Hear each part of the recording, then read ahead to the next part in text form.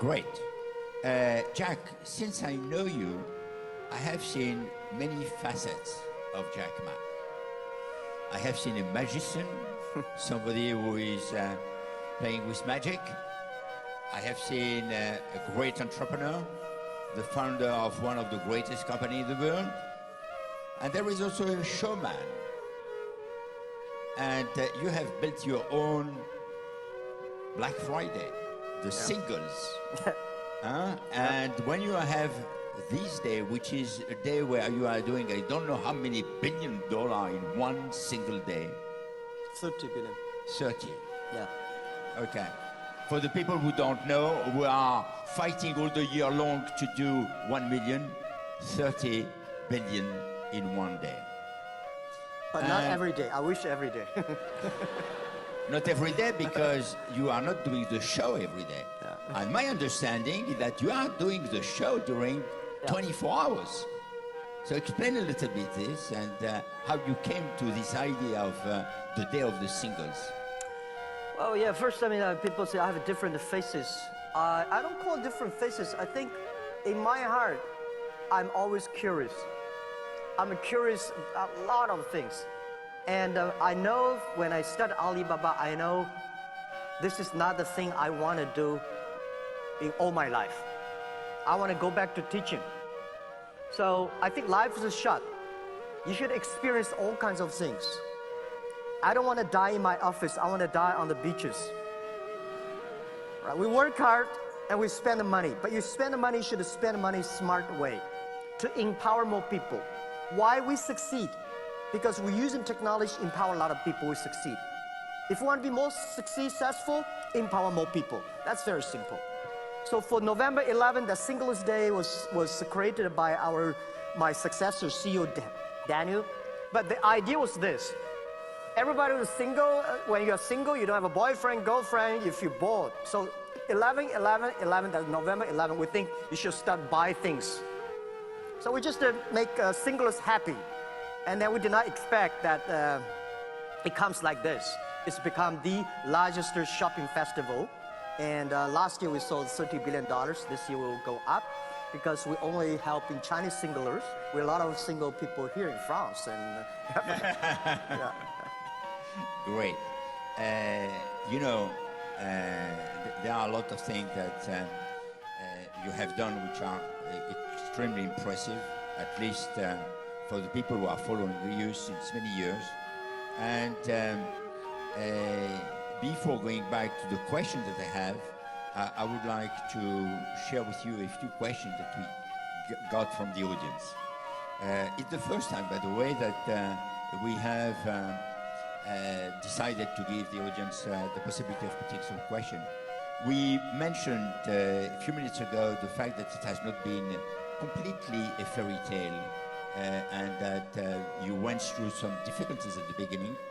And Raphael is putting the question, which is, what was your biggest failure in scaling Alibaba and what did you learn from? Yeah, well, yeah, we faced a lot of challenges, but I'm sure Alibaba is going to face more challenges. We worry every day. When I was young, when company was young, we thought, well, what if when Alibaba become that big, my life will be easier. Then now the companies the bigger the company, the more problems I have. So while you are still small company, enjoy it. You will never experience the happiness of operating a small company in your life when you get to be too big. You have so much headaches, so many things happening. And people say, Jack, you know, there are a lot of books about you, but there's none of the books I write myself. If there's one book I want to write in the future, it's called Alibaba 1001 Mistakes. We made so many mistakes. We had so many troubles. Believing or not, China built up e-commerce company, built up an internet-related company. No internet connection at that time, no credit cards, no delivery system. So we make problems all the time. It's not easy, but we tell ourselves, We will be successful until we make 10,000 mistakes. We will be successful if we survive in any crisis. So when crisis came, we know it's a challenge. Everybody start to be united. We solve the challenge, then we complain each other. Before we solve the problem of the crisis, we should not complain. So I have a problem in HR, I have a problem in financing, I have a problem in technology, I have a problem everywhere. Tell me. So that's why I become a mentor in entrepreneurs program in China. A lot of entrepreneurs have questions. When I listen to their questions, I say, oh my God, I have this problem too. So I would say we have gone through almost more than 90% of the problems that any entrepreneur, 90% of the problems that any entrepreneurs have met. This is what we feel proud. At the end of the day, I'm going to tell my kids, my grandchildren, it's not the thing we feel proud we made Alibaba. It's so many mistakes that we overcome, so many challenges we experience that make me feel proud. Life is about experience. So when you become entrepreneur, don't worry about the competitors. Don't worry about the mistakes. Don't worry about the challenges. Go through it.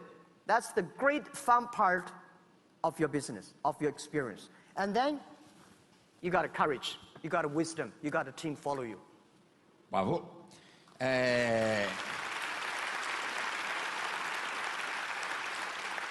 Yeah, because you don't have a choice. You cannot sit there and cry, right? If you cry can solve problems, I can cry oceans of tears. But we make competitors cry. We don't cry. Yes, very often, unfortunately, in Europe,